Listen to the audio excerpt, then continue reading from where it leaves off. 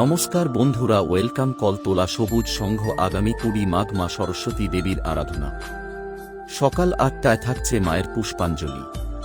কলতলা সবুজ সংঘের তরফ থেকে আপনাদের সবাইকে আমন্ত্রণ রইল। মাগো তুমি সর্বজনীন আছো হৃদয় জুড়ে। বুধবার মায়ের বিসর্জনের কলতলা সবুজ সংঘ কাঁপাতে আসছে, সবাইকে নাচাতে ও গ্রাম কাঁপাতে আসছে চিন্তাহরণ বাবুর চক থেকে সুবর্ণ সাউন্ড।